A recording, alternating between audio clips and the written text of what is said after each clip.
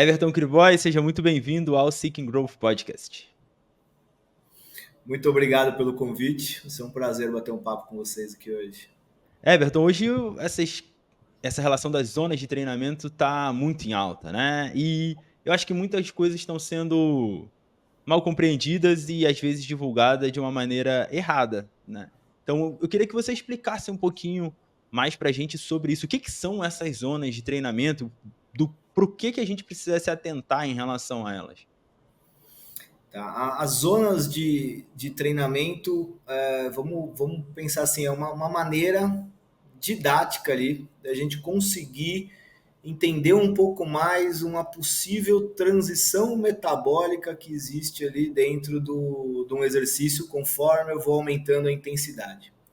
Então, para isso, para a gente conseguir entender, a gente determinou essas zonas, né? Os fisiologistas trouxeram 3 zonas de treinamento a princípio. Então, fisiologicamente, ali a gente fala em 3 zonas de treinamento. Então, seria a zona 1, que é uma zona quando eu faço o exercício num domínio moderado de esforço, falando fisiologicamente, mas na prática a gente chama de exercício leve. A zona 2, que seria um domínio intenso de esforço, na prática a gente vai chamar de um exercício moderado para forte. E a zona 3, fisiologicamente, seria o domínio severo de esforço, e na prática a gente vai chamar do exercício de alta intensidade. Então, didaticamente, tentou dividir em 3 zonas, mas é como se, quando eu coloco essa ideia das 3 zonas, é como se eu tivesse pontos específicos, gatilhos específicos em que em determinado momento eu mudei. Né? Então eu passei do forte para o moderado, passei do moderado para o forte. Mas fisiologicamente isso não existe, né? É uma transição metabólica, são características desse metabolismo que vão mudando ao longo do exercício conforme eu vou aumentando a intensidade. E as zonas, elas são bem importantes para prescrição e monitoramento das cargas de treinamento, né? Por base nessas zonas, com essa divisão didática, eu consigo justamente fazer isso, né? Determinar para um atleta o que é um fraco, o que é um moderado, o que é um forte, tendo por trás esse respaldo fisiológico que é embasado aí por essas zonas de treinamento. E da onde surgiram essas 5 zonas? Acho que tem 7 zonas também, né, em alguns casos, na prescrição. Como é que é essa diferença, né? Aí o que eu gosto de falar assim, a gente tem a parte fisiológica da brincadeira, e aí a gente tem a parte didática, a proposta do treinador. Então, dentro do conceito criado por trás, o treinador ele vai desenvolvendo algumas estratégias para conseguir, né, desenvolver ali o trabalho dele, o processo de treinamento. Em determinado momento, alguns treinadores falaram: pô, 3 zonas só não representam exatamente o que eu preciso passar para o meu atleta. Porque a zona 2 é muito grande, vamos falar assim, né? Pô, a zona 2, o que é? Vai do moderado, zona 2 perto da 1, tá fácil. Zona 2 perto do segundo limiar ali, perto da zona 3, no modelo de 3 zonas, tá muito difícil. Então, pô, é zona 2 com característica totalmente diferente. Então, vamos tentar deixar isso mais didático e vamos fracionar essas zonas. Aí, em cima disso, tem modelos de 5 zonas. Então, aí eu teria a zona 1 e 2 representando um exercício mais leve. Eu teria a zona 3 e 4 representando esse exercício moderado para forte. A zona 5 representando um exercício já de alta intensidade. E aí outros modelos ainda, dependendo da modalidade esportiva, começaram a sentir a necessidade de fazer treinos supramáximos. E aí criaram a zona 6, zona 7, que seriam todas zonas em intensidades acima do que seria o seu consumo máximo de oxigênio, ou a sua potência aeróbica máxima, ou a sua velocidade aeróbica máxima. Então seriam zonas chamadas de supramáxima. Mas também, de novo, né, isso é uma tentativa didática. E aí quando a gente vai para a prática, assim, o que eu faço? Qual o modelo que eu escolho? Né? Aí cabe muito a tomada de decisão do treinador em verificar se ele vai usar 3 zonas, 5 zonas, 7 zonas, ou às vezes o que a gente faz na minha assessoria, a gente não usa um modelo. Às vezes, para a pessoa que está começando a treinar, 3 zonas se encaixa, porque ela não consegue dividir muito bem, ela não sabe o que é muito moderado forte e moderado fraco. Né? Aí, quando a pessoa começa a precisar de mais detalhes no treinamento, a gente parte para um modelo mais fracionado de 5 zonas, talvez. Né? Mas de novo, é uma tentativa didática de ajustar o processo de treinamento aí com base em alguns números. Tá. Pensando, vamos tentar desenvolver um pouquinho isso, e aí depois eu chego na pergunta que fundamentou talvez até o interesse na conversa, né, que é a popularização desse treino de zona 2 que muitas vezes é feito de maneira errada, né.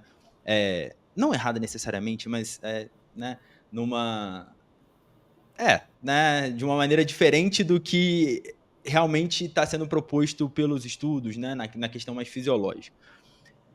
Para uma pessoa evoluir, você diria, né, sei lá, a gente coloca começando com o iniciante, talvez passando para o intermediário, acho que um avançado, aí já começa a mudar muito, mas qual porcentagem mais ou menos do trabalho tem que ser feito em quanto do trabalho tem que ser feito em cada zona? Existe isso? Dá para a gente dividir mais ou menos assim?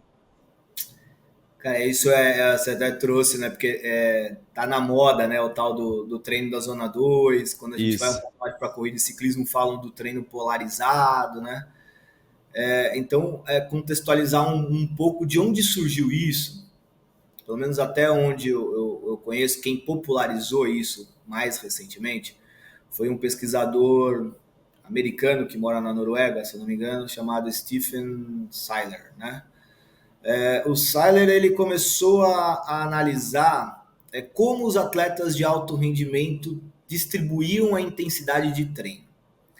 E aí ele começou a analisar os esquiadores, por estar na Noruega, depois os maratonistas, né? E aí ele observou que dentro de um programa de treinamento, de um ciclo de treinamento, a maior parte da distribuição era realizada na zona 1, sendo uma menor parte na zona 2 e depois uma partezinha um pouco maior na zona 3, o que foi popularizado como um modelo 80-20. 80% do seu treino realizado na zona 1, 20% realizado na zona de alta intensidade.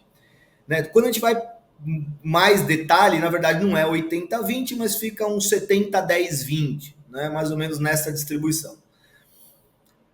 Com os atletas de alto rendimento, isso eles acabam fazendo esse tipo de distribuição que foi chamado de polarizado. Alguns modelos, quando a gente olha, tem uma distribuição chamada de limiar, que aí, limiar não, desculpa, piramidal, que aí é o 70 na zona 1, só que aí 20% na zona 2 e 10% na zona 3 só.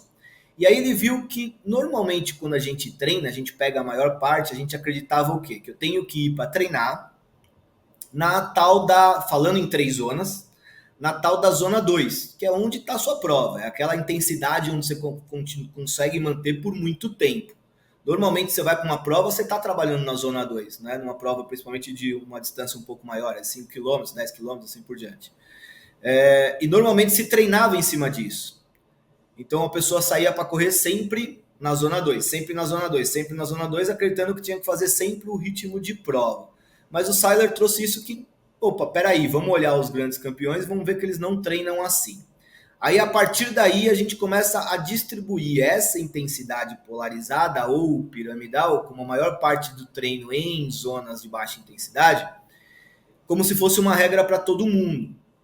Só que o problema é que quando eu pego um atleta de alto rendimento, ele passa no mínimo 10 horas fazendo um trabalho, o que não é o que alguém normal faz, né? Então a gente tem que sempre analisar caso a caso do como que seria essa distribuição.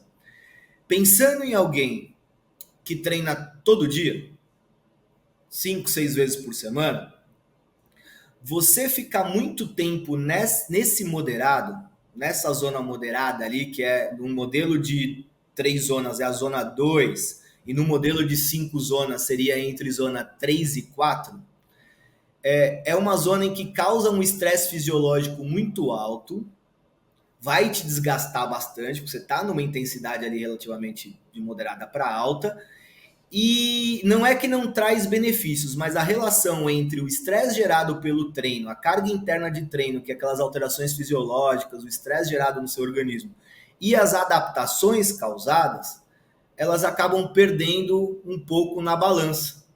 Porque eu tenho um estresse muito alto, eu vou ter adaptação, mas é muito caro ter essa adaptação, porque eu tenho um estresse muito alto nisso.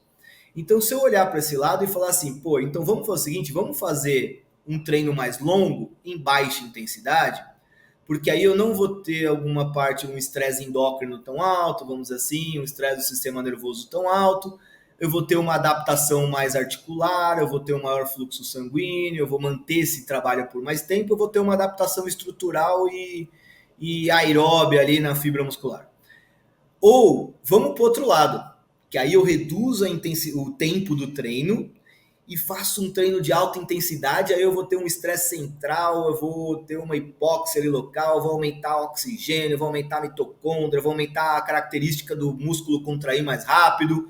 Então, apesar de ser um treino de alta intensidade, o tempo é mais baixo, então o meu estresse acaba sendo mais baixo. Então aí eu falo, pô, é muito melhor eu ter uma adaptação aqui, de um lado, e do outro, do que ficar estressando no meio. Eu tenho um resultado melhor com um estresse fisiológico mais balanceado e mais controlado. Aí vem essa ideia do tal do treino polarizado. Mas tudo depende da sua rotina e do seu estado de treinamento. Se você treina 6 vezes por semana, 5 vezes por semana, cabe essa distribuição. Se você treina só 3 vezes por semana, o seu treino de zona 1, que seria aquele treino para ganhar volume, né? Você está descansando. Então, ok, não tem problema você estressar, fazer um treino pancada na zona 2, porque você vai descansar depois 2 dias, né? Você não tem que todo dia correr. Então depende muito da frequência que você tem de treino para encaixar essa distribuição. Então, pensando mais no iniciante, vamos dizer que ele treinaria, né, 2, 3 vezes na semana. A maioria dos treinos, se não todos, seriam nessa zona 2 fisiológica, que seria num relógio, vamos dizer assim, na medição hoje em dia, 3, 4. Isso. Seria isso. A recomendação que eu dou é essa: vai lá e treina numa intensidade que está moderada para você. Até porque essa recomendação? Porque aí a gente começa a sair um pouco da zona de fisiologia e vamos entrar, sei lá, no conceito que chama psicobiologia, sei lá, ou, né, tem nomes diferentes. Mas o que acontece? Treinar em baixa intensidade é desprazeroso, é chato. Porque você tem que ficar mantendo ali uma intensidade baixa e segurando o ritmo. Sim. Chega até a ser dolorido, né? Treinar em altíssima intensidade traz um desconforto muito grande. Também é desprazeroso. Então, quando eu deixo a pessoa treinar autoselecionada, ela vai treinar dentro dessa zona 2, que é a zona do limiar. Alguns um pouquinho mais intenso, outros um pouquinho mais baixo, aí depende de como que a pessoa se sente melhor no exercício, mas normalmente é aquela zona que causa prazer para a pessoa. Então, pensando em alguém que é iniciante, até pensando em aderência e adesão ao programa de exercício, é muito melhor eu fazer esse treino, né? Falar, vai lá e treina. Ela vai ajustar, vai ficar na zona 2, que vai trazer benefício para ela, e vai sentir prazer naquela atividade que vai fazer com que ela passe do iniciante para o avançado. Talvez um dia eu não vou perder essa pessoa no meio do caminho. Então, para essa pessoa, um treininho de zona 2, aí eu só vou variando dentro dessa zona 2, um pouquinho mais intenso, um pouquinho mais baixo, volume de treino, que às vezes é até mais importante do que a intensidade para essa pessoa, a gente vai variando nisso. Onde você acha que houve sei lá, esse erro de comunicação entre zona 2 fisiológica e zona 2 dos relógios? Porque é esse o erro que eu vejo muitas pessoas cometendo, né? Achando que a maioria dos treinos delas, que treinam 2, 3 vezes na semana, no máximo 4 vezes na semana, tem que ser de baixa intensidade. Só que quando na verdade não, né? Ela não tem um volume de um maratonista de elite, de um eu não sei falar o nome dele, o ciclista, O Pogacar, né? Isso, não tem um volume de treino dessa galera que realmente precisa dessa variação no estímulo, porque senão eventualmente vai quebrar, né? Eu não sei o que acontece às vezes na área do treinamento, né? São alguns conceitos que eles surgem, mas eles são meio que extrapolados, né, de uma maneira prática ali que acaba errando ali na prática. O que acontece quando você olha a distribuição do treino desses caras, não é o treino leve que vai fazer o cara ganhar um Tour de France, vai quebrar a maratona. É o que ele faz nos 20% de alta intensidade. Então tem um estudo de um professor, que é, inclusive até amigo meu, Arturo Cassaro, da Espanha, e ele mostra a diferença entre os treinos dos corredores espanhóis e quenianos. Lógico que não é só isso, tem muita coisa envolvida, mas se a gente pegar só o treinamento para analisar, os dois têm uma distribuição parecida, com grande intensidade, grande volume, intensidade baixa, Só que o que muda é os 20%. O queniano faz muito mais tempo run e hit longo, enquanto o espanhol não faz tanto tempo run. Então pode ser uma das coisas que vai diferenciar os dois. Talvez é o que eles façam nesses 20%. E o porquê que ele tem um volume alto em zona um? Ele tem um volume alto em zona um porque ele fez uma puta de um treino forte um dia da semana que ele vai ficar 2 dias se arrastando. Então ele tem que fazer em baixa intensidade para recuperar. Então o treino em zona um existe, ou o treino em zona 2 existe, para que ele recupere de um treino forte. Se eu pegar alguém que só faz em zona 2, legal. Ela vai ficar na mesma. Ela não vai gerar um estresse suficiente para o organismo a ponto de ir se adaptando e ficando cada vez melhor. Eu preciso de intensidade. É a intensidade que vai fazer eu melhorar. Assim, em algum momento a gente esqueceu da história, porque lembra do Zatopek? Já ouviu falar do Zatopek? Não. Email Zatopek. O cara lá eu não vou saber agora exatamente, uma década de 70, talvez 80, acho que não, um pouquinho antes de 80, ele ganhou tudo. Ele ganhou 5 mil, 10 mil, 42, ele ganhou maratona, ele ganhou tudo. Por que ele ganhou tudo? Porque ele treinava em alta intensidade. Ele treinava tiro, ele treinava porrada pra caramba, enquanto todo mundo pensava o quê? Se eu vou correr 42, eu tenho que ficar correndo 60 em baixa intensidade. Ele foi lá e falou, não, é porrada. E pá, ele foi lá e bateu todos os recordes. Né? O Bannister também começou a ganhar tudo. Por quê? Foram olhar como ele fazia HIIT, fartlek, treino de alta intensidade, variação de velocidade. Então já está mais do que mostrado historicamente e cientificamente que o que faz a diferença é a intensidade. O volume, ele é importante, ele tem o seu lugar, mas desde que eu coloque a intensidade. Em algum momento a gente começou a ler os artigos e falou assim, pô, os atletas de alto rendimento ficam em zona 2. Então todo mundo tem que treinar em zona 2 porque é assim que vai melhorar. Olharam para 80% e esqueceram do 20%. Eu acho que além de Pareto, né, que fala que 20% do que você faz, explica. Então, só que eles pensaram na lei de Pareto inversa mesmo, né? Errado, porque o Pareto é justamente 20% que vai te dar 80% do resultado, né? E são isso, os 20% de intensidade que trazem os 80% de resultado. Não são os 80% de baixa intensidade que trazem, né, o resultado em si. Mas vamos torcer para. Eu acho que também confunde muito essa questão da mudança pelos relógios, né? Você pega alguém leigo e tal, que a pessoa não faz a mínima ideia de nada, não tem nenhuma base em relação ao assunto. Ela olha lá no relógio dela, tem 5 zonas, ela ouve que zona 2 é o que é importante para a saúde, longevidade e qualidade de vida, e ela tenta correr ali, ou tenta se manter naquilo ali, né? Muitas vezes É. pode ser isso também. E é difícil também, né? Porque assim, tem um médico, acho que é americano, Peter Attia, Sim, sim. do Outlive, né, do livro dele, e ele fala muito do treino de zona 2.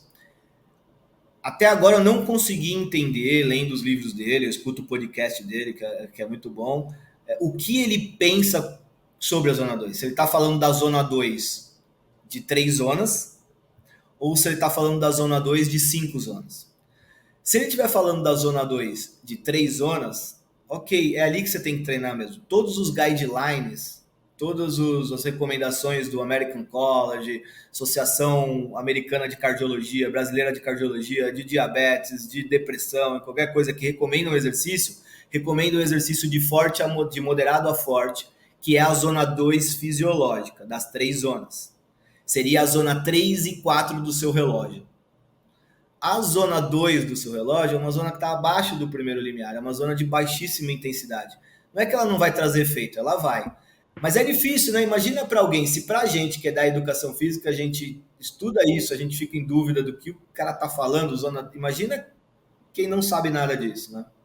Eu acho, pelo que eu acompanho, eu também acompanho bastante ele, eu ouço bastante Uberman, ouço bastante todos esses caras, né? Eu acho que ele tá falando da zona 2 do relógio, no caso a zona 1 fisiológica. Por quê? Porque ele traz como referência, de vez em quando, a ruck, né? A caminhada com aquela mochila de peso. E, cara, acho que não dá pra você entrar numa zona 3, 4, a não ser... Né?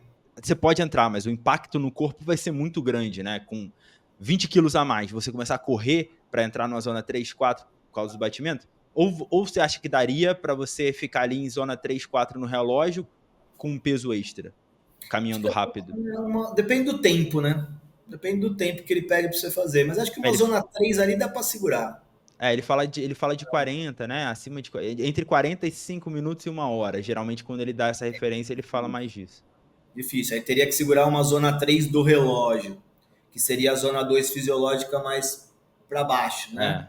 É, Mais é. próximo ao primeiro limiar. Mas eu fico em dúvida o que ele fala, porque às vezes ele traz algumas coisas, por exemplo, do lactato, algumas coisas de concentração de lactato que indicam que é uma zona 2 fisiológica. É. Mas algumas vezes ele traz alguns conceitos que remetem para a zona 2 do relógio. Então eu É que fico eu meio. acho que também tem aquela questão do todo, né? Porque ele sempre que tá se referenciando a isso, ele tá pensando que a pessoa tá fazendo um treino de alta intensidade, né? Ele acha que a pessoa tá fazendo um treino de VO2 máximo, que a pessoa tá fazendo um treino de força. Ele começa a levar meio que tudo isso em consideração, que é o protocolo ideal, né? Na opinião dele, e pelos estudos a gente vem vendo isso, para você ter mais longevidade e qualidade de vida. Então também isso também acho que a gente tem que pensar nisso, né? Mas seria interessante a gente poder um dia perguntar para ele, né, para É, esclarecer. esclarecer, né? Quem sabe um dia a gente consegue conversar com ele para entender o que ele fala. Mas assim, independente do que ele quer trazer ou não, as recomendações falam da zona 2 fisiológica. Seria a zona 3 ou 4 do relógio. Tá. E como é que a pessoa pode medir isso, Everton, se ela não tem um relógio? Né? Como é que ela pode se guiar? Tá. Só fazer um ponto ali importante, que necessariamente também a zona do relógio não é a sua zona, tá? É porque um Ainda ponto tem importante isso. Ainda tem isso. o relógio parte do princípio que eu tenho 100% e que a zona 4 vai ser a 90%, e aí ele vai caindo, né? E ele vai dividir as suas zonas com percentuais fixos. O que necessariamente não é isso que acontece. Eu posso atingir a transição, sei lá, vou pegar da zona 2 para 3 do relógio, tá? A 60% do meu máximo, você pode atingir a 80% do seu máximo. Então vai depender muito do estado de treinamento. O ideal é que eu faça um teste, né? O ideal é eu tenho um teste. Hoje o teste mais acessível e fácil, que a gente consegue fazer até com um convênio cobrindo, é um teste cardiopulmonar de esforço, né? Que ele vai te dar essas zonas de transição ali, esses limiares seus, né? Pelas alterações ventilatórias e consumo de oxigênio e produção de CO2. Se eu não tenho nada disso, não tenho teste, não vou fazer nada, eu gosto muito de usar a percepção de esforço. Então é entender como que eu estou me sentindo. Então se eu pegar, existem escalas que vão de 0 a 10 e escalas que vão de 6 a 20, né? A gente consegue achar na internet, você colocar lá a percepção subjetiva de esforço de Borg, 6 a 20 vai aparecer uma escala. Quando eu estou nessa escala, ela me dá indicadores assim do que seria um exercício ligeiramente cansativo, cansativo, muito cansativo. Numa percepção de esforço de 11, mais ou menos, ligeiramente cansativo, eu estou passando da zona 1 para 2 fisiológica. Numa percepção de 15, 16, eu estou passando da zona 2 para 3 fisiológica. Tá? Então, se eu treinar numa percepção que vai ligeiramente cansativo até cansativo, eu estou na minha zona 2 ali, que vai gerar os benefícios para a Uhum. saúde, né? E cardiovasculares e outras coisas. Uma outra coisa que a gente usa bastante é com base em alguns estudos que avaliaram o tal do talk test. Né? Então, como que está a minha ventilação? Por que falar? Porque falar vai representar o quanto que eu estou ventilando, vai influenciar minha ventilação, vai influenciar na minha fala. Então, se eu estiver falando assim, do jeito que eu estou com você agora, eu estou na minha zona 1 de treino. Tá fácil. Tá? Se eu começar a ficar um pouco mais ofegante na minha fala, eu já passei para a zona 2.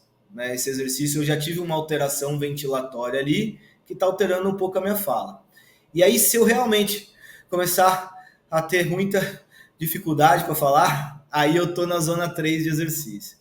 Então, os estudos nos Estados Unidos, eles usam uma parte é um trecho lá que eles decoram da Constituição Americana, que eu não vou saber também. Mas no Brasil a gente simplificou e a gente usa o parabéns para você, né? Então a gente brinca. Então, fala o parabéns para você 2 vezes seguidas. Parabéns para você nessa data querida, muitas felicidades, muitos anos de vida. Se falar no ritmo frequente tá fácil. Se tiver que respirar um pouco no meio, tá moderado. Se você não conseguir falar o parabéns, tiver que parar, né, para dar umas 2, 3 respiradas, você está em alta intensidade. Então, pela ventilação, pela maneira como você fala, está ventilando, você consegue entender em qual zona que você está. Aí precisa um pouco de autoconhecimento, mas não é muito difícil a gente conseguir estabelecer isso. Legal, legal. Esse parabéns pra você eu nunca tinha ouvido falar, não. É. E vo pode falar, Eu pode até, falar. eu até brinco assim, né? Porque a gente tá aqui na prática, aí a pessoa tá andando, eu não chego do lado dela na esteira e falo parabéns pra você aí, né? Eu começo a puxar assunto, né? E aí, como é que tá a vida? Tá legal? Pra pessoa me contar alguma coisa. E ela me contando alguma coisa, eu já identifico qual que tá a zona. Aí, pô, aumenta um pouco mais aí que tá muito fácil aí, né? Não, tô cansada. Pô, tô cansada nada, tô falando direito comigo. Vai, aumenta um pouco, né? Então na conversa a gente tira um pouco dessa informação. Sim. E a questão dos relógios, né? Hoje, inclusive, eu gravei com um amigo meu que fala bastante sobre isso, a gente falou bastante sobre gadget e tal. Mas você, mais especialista nessa parte das zonas e tudo, a frequência tá sendo meio que fidedigna? Não, a gente tem que pensar em levar isso em consideração, porque tem uma variação, né? Você tá só com o relógio, você tá com a cinta. É. A frequência do relógio, ela não se mostra muito fidedigna, né, no punho. Né? Esse aqui que eu tô. Então, por exemplo, se eu for fazer um treino contínuo, intensidade baixa, moderada, ele tem um atraso, mas ele até consegue encaixar, o meu erro é menor.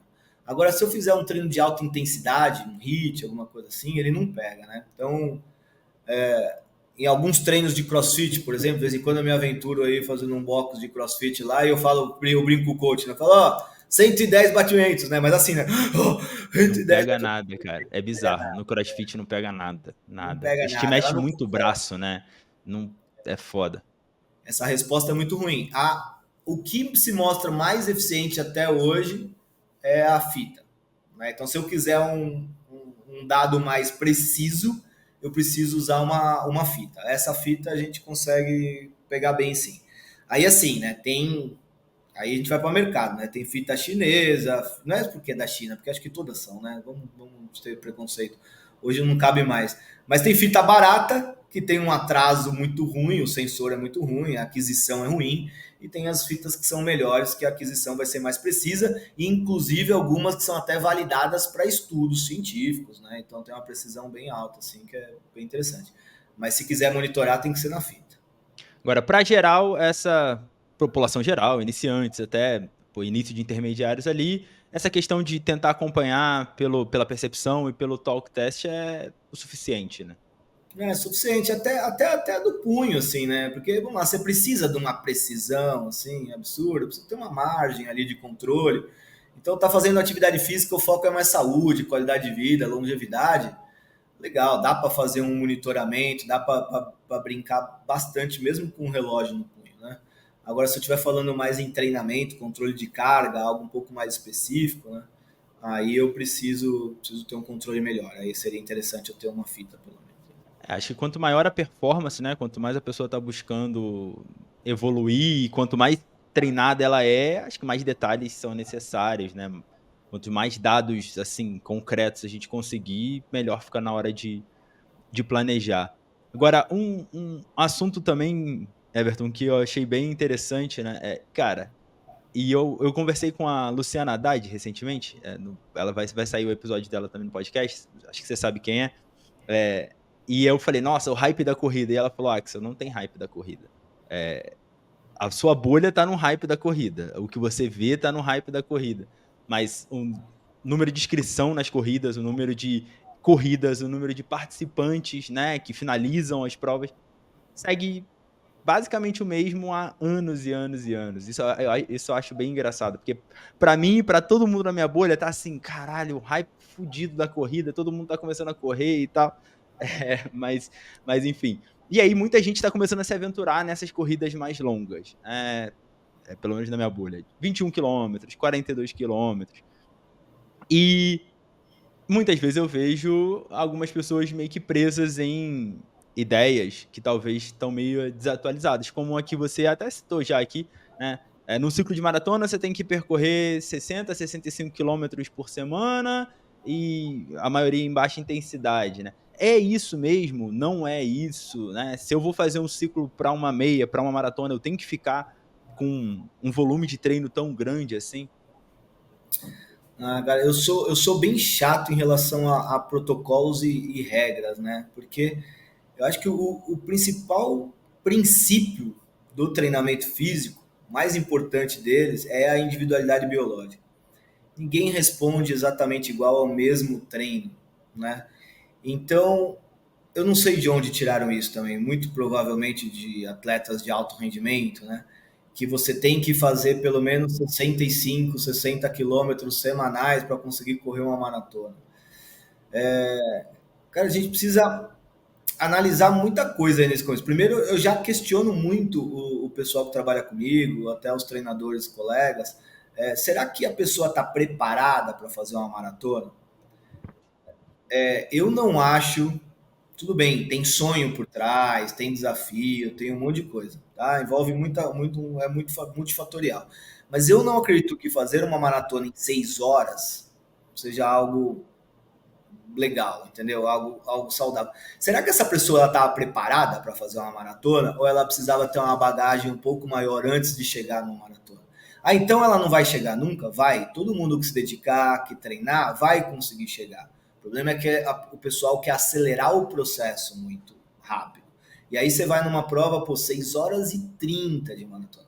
Cara, fazer um exercício por 6 horas e 30 é um estresse fisiológico, independente da intensidade, absurdo. São 6 horas e 30 minutos fazendo, né? Eu nunca esqueço de uma conversa que eu tive uma vez com um maratonista de alto rendimento, né? E aí eu falei para ele, meu, como que você consegue fazer uma maratona em 2 horas e 20 minutos? Aí ele falou, eu que não sei como que você consegue ficar correndo por 4 horas, né?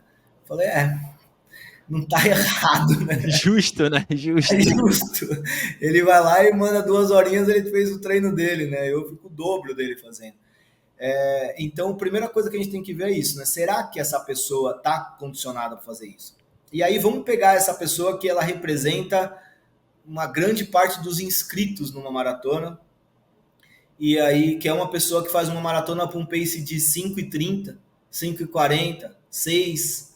Né? Se a pessoa tem um ritmo de maratona de 5:50, 6, já é uma pessoa que corre legal, eu vou botar 65 quilômetros para essa pessoa fazer na semana em Z2, que é a baixa intensidade. Quanto que é o Z2 dela? 6:30? Sei lá. Quanto tempo ela vai demorar para fazer 80% desse volume às 6:30? Ela vai ficar horas treinando e daqui a pouco, se eu pegar a quantidade de horas que ela treinou na semana, ela está treinando mais do que um profissional, talvez em horas acumuladas. Então, para que isso, né? Será que não é melhor eu diminuir o volume total, eu pensar em colocar treinos de intensidade com volume mais curto, deixar o volume para os treinos longos com uma qualidade um pouco maior, que é o que ela vai fazer na prova? Então, eu questiono muito essa filosofia, assim, né? O porquê, depois de um domingo longo, que eu fiz um treino, sei lá, num ciclo de maratona de 20 quilômetros no domingo, 25 quilômetros no domingo, numa intensidade um pouco mais forte, na segunda eu preciso fazer mais 12 quilômetros para fechar o volume da próxima semana que vai vir, em baixa intensidade. Será que não é melhor para essa pessoa descansar? Poupar a articulação, poupar estresse ósseo? Porque o que a gente mais vê nesse ciclo de maratona são lesões. E são lesões são fascites, são lesões do trato iliotibial, são lesões patelares, são lesões do quadril, e elas são ocasionadas por volume, por sobrecarga de volume. Por quê? Porque a gente fica focado em que eu tenho que aumentar o volume até 60, 65 quilômetros.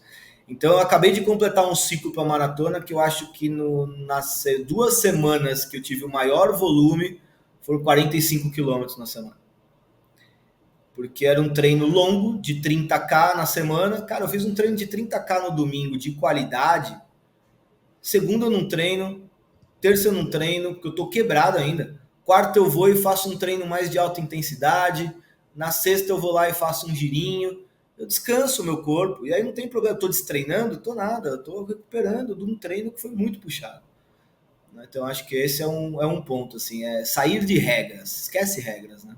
Você acha que é mais interessante a pessoa começar a correr mais rápido, distâncias menores, primeiro, e depois ela avançar para distâncias maiores, ou tanto faz, né? Se ela quiser, ela pode já começar a se preparar mais para distâncias maiores. Eu gosto de um tempo ali de maturação numa determinada distância. Eu não coloco assim uma regra, né? Então, uma nota de corte, um PR, assim. Ah, para você passar para os 10 tem que estar fazendo 5 em 25. Não Sim. tem muito isso, porque às vezes a pessoa não vai chegar nunca, realmente. Uhum. Mas ela tem que ter uma bagagem, um volume ali, né? Não dá assim para. Honestamente, você começou a correr em um ano. Aí no ano seguinte você mandou 2 maratonas e já comprou a maratona de Berlim, sabe? Acho que é um processo muito rápido. Você tem que acostumar, maturar nos 21, rodar os 21 ali, né? Ter uma bagagem de prova e de treino em 21, 22, 25, porque é difícil. O que acontece normalmente, assim, o seu sistema cardiorrespiratório, ele melhora muito mais rápido. A sua percepção, que você está cansado, ela melhora muito rápido. Então, principalmente se eu sou sedentário, eu comecei a correr, em 3 meses eu estou correndo facilmente 5 quilômetros. Aí eu me empolgo, mas bota mais 2 meses ali, eu estou facilmente percorrendo 10 quilômetros. O problema é que a sua estrutura óssea e articular não acompanha na mesma velocidade que o seu cardiorrespiratório. Então você começa a ter sobrecarga de estresse. Então você precisa devagar, você precisa ir devagar para maturar. Assim. Eu não sou a favor de realizar sonhos rápidos. Né? Você quer fazer uma maratona? Nós vamos fazer, nós estamos juntos no processo. E quanto tempo eu vou demorar? Não sei. Vai depender do como que seu organismo responde, como que você vai evoluindo nesse processo. Cara, eu fiz a. Eu falei, né? Tô começando a correr agora. Então, esse ano, no começo do ano, eu falei, não, quero fazer a meia maratona. Já de maluco, de. Porra, tudo errado, tudo errado. Mas vi a galera fazendo e tal, não sei o quê. Eu falei, não, vou fazer a meia maratona. Mas como desafio mesmo. Aí até fiz uma preparação com uma treinadora. Tem uma aluna minha que é treinadora de corrida, aluna lá do box, que é treinadora de corrida e tal. Ela me ajudou e tudo. Só que eu fui tentando fazer o meu controle assim, né? Puta.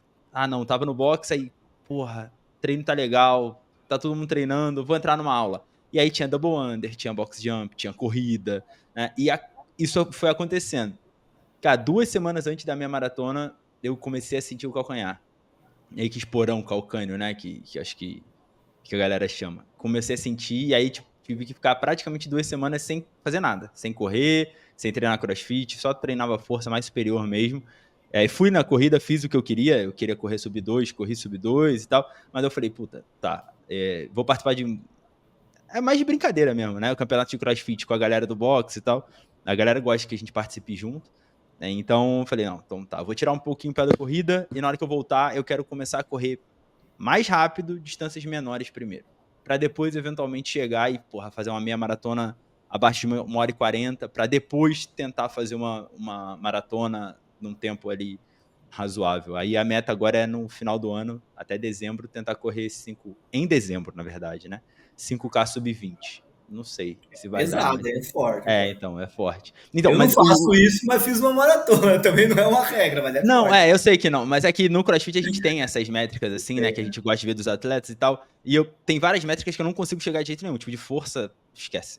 O nego tá gastando com 200 quilos, deadlift de 250 quilos, eu nunca vou chegar nisso aí na minha vida, já fiz minha paz com isso há muito tempo, mas 5K abaixo de 20 eu acho que dá pra chegar, treinando direitinho, seguindo, né, um planejamento, acho que dá pra chegar.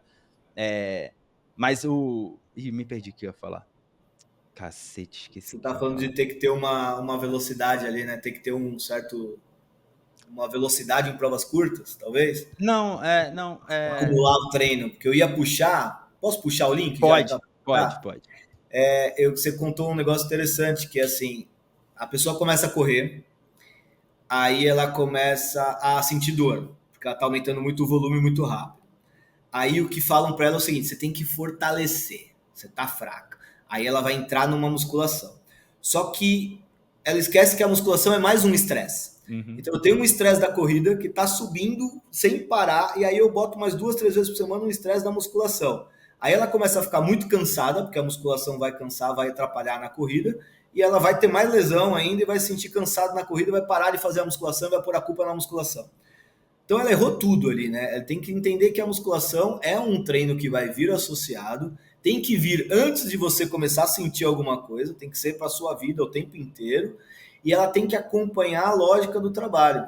Né? Então, muito a gente, quando vai fazer uma preparação de musculação com um corredor, que está no ciclo da maratona, não é o treino que faz na academia normalmente, dividido por bíceps, tríceps, né, perna, leg day não existe. Então ele faz puxa, empurra, agacha com volume baixo, intensidade mais rápida, melhorando taxa de desenvolvimento de força. É um treino bem diferente, né? E força, tem que ser força, mas a força com volume baixo. E muita gente erra nessa pegada. E aí um caso interessante que aconteceu comigo, cara, eu adoro CrossFit, sou fã de CrossFit, minha esposa faz CrossFit, minhas 2 filhas fazem CrossFit pequenininhas, só que eu não consigo fazer CrossFit, porque o meu foco é correr e pedalar. E toda vez que eu tento seguir um treino de CrossFit mais pesado, é uma intensidade muito alta. Atrapalha o meu volume de corrida e o meu volume de bike. Então eu teria que, se eu fizer o CrossFit na minha rotina, eu vou ter que reduzir o treino de bike, eu vou ter que reduzir o treino de corrida. Tem gente que pode dar conta, tá mais adaptado. Eu não consigo colocar os dois juntos. Então, ele não serve como uma preparação física para mim na maratona, porque eu tenho que reduzir o volume. Mas dá para fazer as duas coisas juntos? Dá. Desde que você entenda que você tem um treino na academia ali, no box, que é extremamente de alta intensidade, tá gerando um estresse alto, tá na sua zona 5, sei lá do que, da frequência cardíaca tá explodindo, e você pode fazer um volume menor de corrida. Você não precisa fazer 60 quilômetros na semana, porque você já gerou um estresse alto na academia. Então é uma questão de balancear, né? Não, e eu ia falar justamente, e é nesse ponto que eu ia entrar também, mas o que você falou, né, da parte cardiovascular desenvolver muito mais rápido do que o resto, eu sinto isso muito até hoje, né? Voltando agora na preparação pro 5K, a minha perna pesa muito antes de eu abrir a boca, sabe? De tipo, a perna já pesou há muito tempo, tanto em velocidade quanto em duração, né? Nos treinos ali de 15K, na hora que eu tava para preparação do 21, era só flexor de quadril, panturrilha, era só a perna pesando, às vezes posterior, a perna pesando mesmo, antes de qualquer parte, tipo, cardiorrespiratória mesmo, antes do pulmão começar a pegar fogo, sabe? Então, acho que é isso, tem que respeitar esse processo de adaptação no corpo na modalidade específica, né? Eu gosto muito da ideia, assim, a gente trabalha muito aqui com a ideia da autonomia. Então a gente tenta gerar autonomia das pessoas no processo de treino. Então todo treino a gente tem que explicar alguma coisa sobre treinamento para elas, né? Não só chegar lá e executar o porquê, mas entender um pouco o porquê, sem ser um processo chato, né? Não é que a pessoa chega aqui e tem uma aula toda vez e vai treinar, mas a gente vai ensinando. E o principal ponto é esse: entenda o seu corpo. Entenda que se o seu treinador mandou para você correr 5 km na segunda, mas você não está bem, não precisa fazer o que está na planilha. Respeite seu corpo, ele não sabe o que você está sofrendo, o que você está fazendo.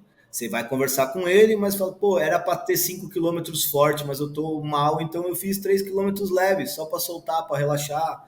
Né? Ou no dia, pô, tinha um treino de alta intensidade, de longa duração e leve, mas eu tô pilhado, fui lá e troquei, mandei um tiro e amanhã eu vou fazer. Não tem problema você fazer esses pequenos ajustes desde que você se conheça, né?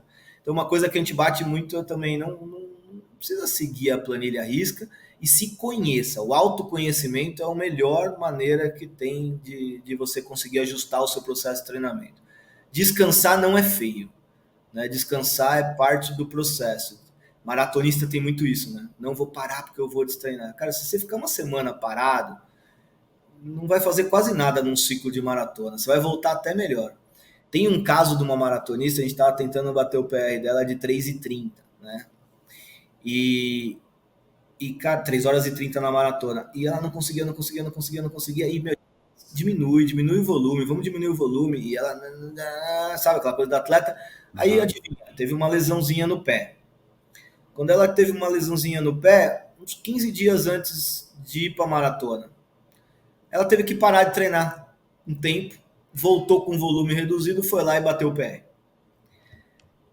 Simplesmente porque parou de treinar. Às vezes precisa dessas coisas pra pessoa perceber, né? Puta, eu devia ter seguido o conselho até antes de eu me machucar, né.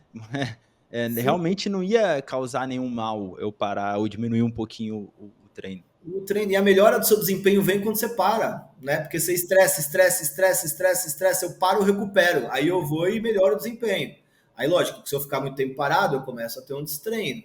Mas, pô, um destreino não é uma semana, né? Demora um pouco mais, depende do que eu estiver falando, eu consigo ficar até 3 semanas.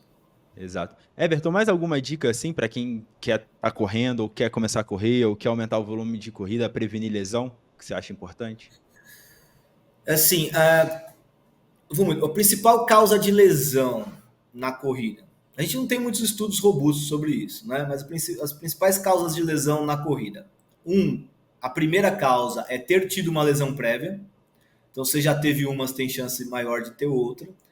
E a segunda é o volume de treino inadequado. Então, cuidado com o volume. Respeite essa progressão. Aquela dorzinha no pé que você sentiu e continuou e foi passando, e aí você sentiu, foi passando, foi sentiu, foi passando, às vezes é porque você não está recuperando, né? Então, ao invés de treinar 2 dias seguidos, para espera, né? Dá um tempinho, 2 dias sem treinar, depois volta. Então, respeite seu corpo e entenda os sinais que ele vai te passando. Dentro de tudo que a gente tem de prevenção de lesão,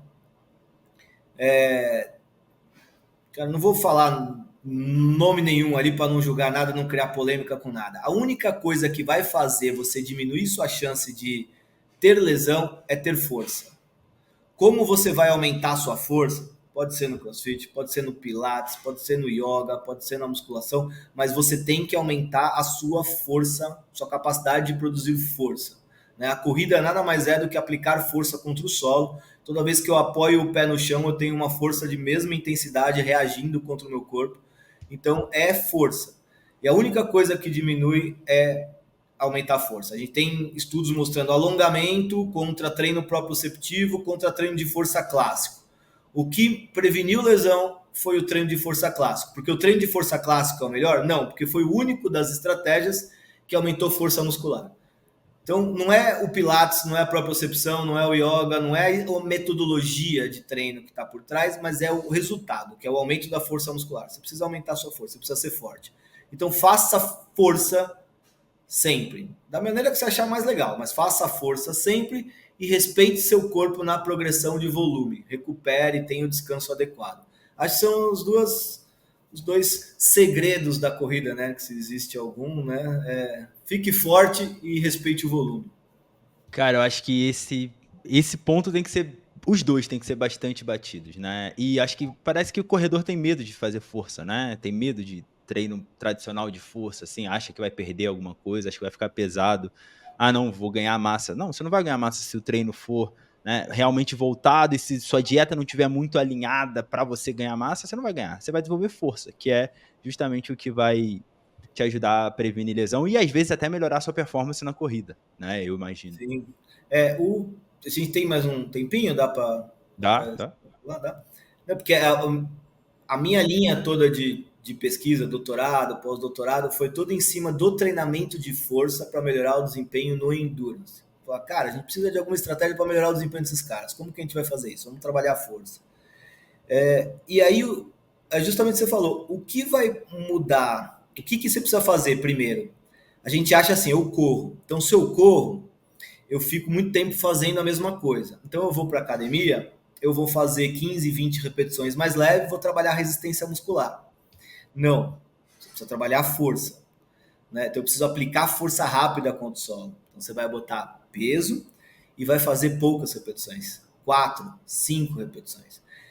O que causa a fadiga e o aumento de massa muscular é muito o volume.